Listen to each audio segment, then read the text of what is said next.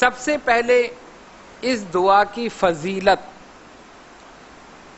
بہت سے اوراد اور وظائف ایسے ہیں جو اگر ہم پڑھیں، انہیں اپنے ورد میں رکھیں تو ہماری روحانیت میں اضافہ ہوگا، اور اس کی وجہ یہ ہے کہ وہ اوراد اور وظائف براہ راست نبی پاک علیہ الصلوۃ والسلام سے عطا ہوئے، مشائخ اعظام کو، بزرگان دین کو، اولیاء کاملین کو۔ انہی میں سے ایک عظیم روحانی تحفہ جسے آپ کہیں دعائے حفظ البحر، تقریباً 600 سال سے زائد عرصہ ہو چکا کہ یہ دعا لوگوں کے یعنی عوام الناس کے اور خواص یعنی بزرگان دین کے معمولات میں شامل ہیں، اور اس کے ذریعے وہ فیوز و برکات حاصل کر رہے ہیں۔ فضیلت کے اعتبار سے اگر دیکھا جائے تو نبی پاک علیہ الصلوۃ والسلام نے براہ راست یہ دعا عطا فرمائی حضرت شیخ ابوالحسن شاذلی رحمۃ اللہ علیہ۔ مختلف کتب میں واقعات موجود ہیں، میں اختصار کے ساتھ بیان کر دوں۔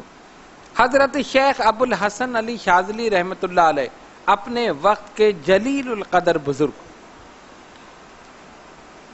ارشاد فرمایا ایک دن اپنے مریدین میں کہ مجھے غیب سے حج کا حکم ہوا ہے۔ مریدین بھی تیار ہو گئے، اگر حضرت حج کے لیے جا رہے ہیں تو ہم بھی آپ کے ساتھ چلیں گے۔ فرمایا ٹھیک ہے چلو، 1 آئے، 2 آئے، 3 آئے، پورا قافلہ تیار ہو گیا۔ اس زمانے میں بحری جہاز سے سفر ہوتا تھا، یا پھر خشکی کے راستے اونٹوں پر، گھوڑوں پر، خچروں پر، جس طرح آپ جانتے ہیں اس طرح لوگ سفر کرتے تھے۔ آپ نے اعلان کر دیا، مریدین کا ایک قافلہ تیار ہو گیا، اور ایک بحری جہاز جس کا ملاح یا کپتان آپ اسے کہیں جو عیسائی تھا، اس سے بات ہوئی کہ بھائی ہمیں تم یہاں سے جدہ پہنچا دو۔ اس نے کہا ٹھیک ہے، کرایہ طے ہو گیا، حضرت اس میں تشریف فرما ہو گئے، مریدین جو ساتھ جانا چاہتے تھے وہ بھی آپ کے ساتھ بیٹھ گئے۔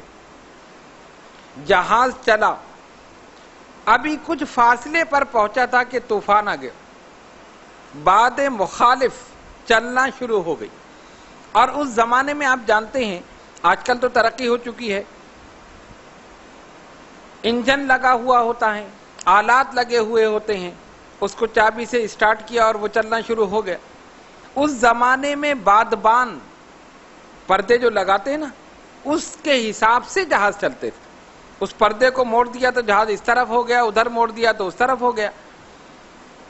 جب سمندر میں طوفان آیا، باد مخالف چلنا شروع ہوئی، بجائے آگے بڑھنے کے وہ پیچھے ہٹ گیا، اور کافی دن وہ آگے بڑھ ہی نہیں سکا، اتنا شدید طوفان تھا۔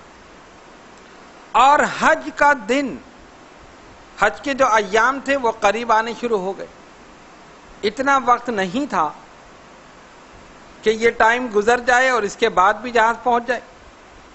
اب ہوائی جہاز کا تو مسئلہ تھا نہیں کہ یہاں سے بیٹھے اور 4 گھنٹے میں آپ جدہ پہنچ جائیں، ایسا تو تھا نہیں، پانی کا جہاز تھا۔ اس جہاز میں بہت سے مخالفین بھی تھے جو حضرت شیخ ابوالحسن شاذلی رحمۃ اللہ علیہ سے بغض، عداوت رکھتے تھے۔ جب انہوں نے یہ صورتحال دیکھی کہ اب حج کے دن قریب آ گئے ہیں اور اتنا وقت نہیں ہے کہ یہ جہاز وہاں پہنچ سکے، انہوں نے ہنسنا شروع کر دیا، مذاق اڑانا شروع کر دیا۔ دیکھو تمہارے شیخ نے کہا تھا کہ مجھے غیب سے حج کا حکم ہوا ہے، طوفان آ گیا، جہاز رک گیا، اور اتنے دن یہیں ضائع ہو گئے، اب اتنا وقت نہیں ہے کہ یہ جہاز تمہیں جدہ پہنچا سکے، تم جا ہی نہیں سکتے، اس کے علاوہ کوئی ذریعہ نہیں ہے۔ یہ کیسے بزرگ ہیں، ان کو غیب سے حکم ہوا اور یہ پہنچ نہیں سکے، اس قسم کی باتیں کی۔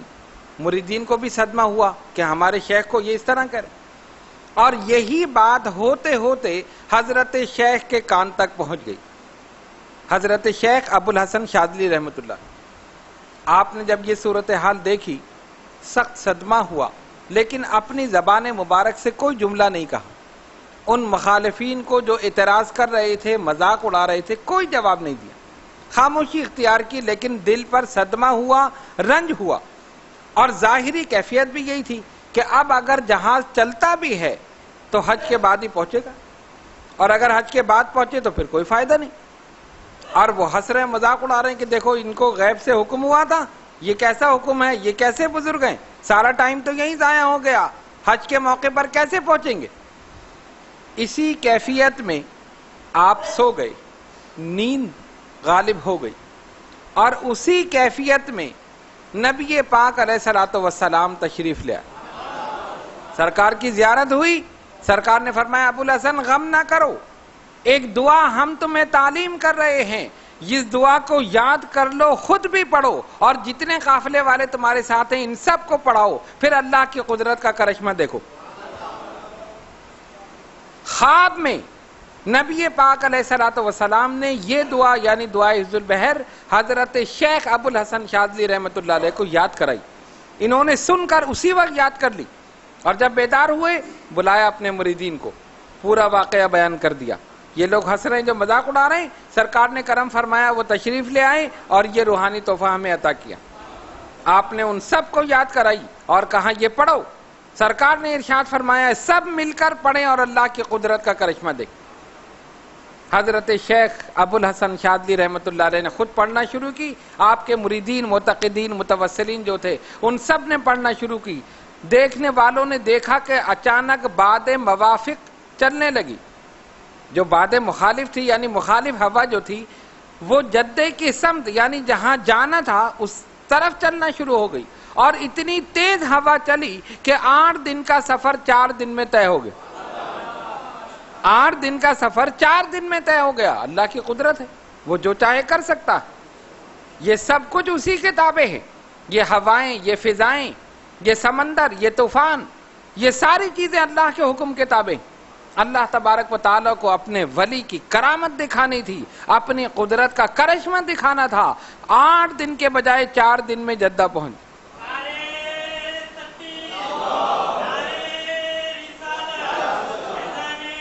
مخالفین خاموش ہو گئے، اب کوئی جواب نہیں، کیا کریں؟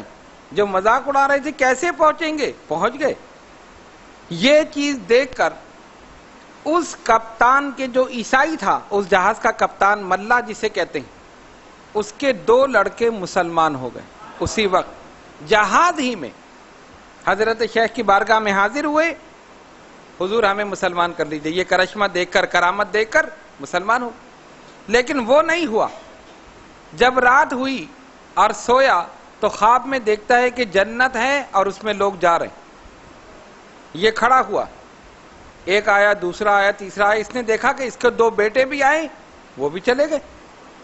ارے میرے بیٹے جا رہے ہیں، اس نے بھی جانے کی کوشش کی، دربان نے روک دیا، تم نہیں جا سکتے۔ کیوں؟ یہ تو مسلمانوں کے لیے، تم تو عیسائی ہو۔ ایک دم آنکھ کھل گئی، جو پردہ عقل پر پڑا ہوا تھا، جو غفلت کا پردہ تھا، وہ ہٹ گیا۔ فوراً حضرت شیخ ابو الحسن شاذلی رحمۃ اللہ علیہ کی خدمت میں حاضر ہوا، سچے دل سے توبہ کی اور یہ بھی کلمہ پڑھ کے مسلمان۔ یہ 3 تو اسی وقت مسلمان ہوئے، اور بعض روایت میں اور جتنے بھی جہاز میں تھے وہ سارے مسلمان۔ حضرت شیخ ابو الحسن علی شاذلی رحمۃ اللہ علیہ فرماتے ہیں اس دعا کے الفاظ میں نے نہیں تراشے، میں نے ایک ایک لفظ سرکار کی زبان رسالت سے لیا ہے، حضور کی زبان مبارک سے لیا ہے۔ جو حضور فرما رہے ہیں میں اس کو یاد کر رہا ہوں اور پھر میں نے آگے اس کو پہنچا دیا۔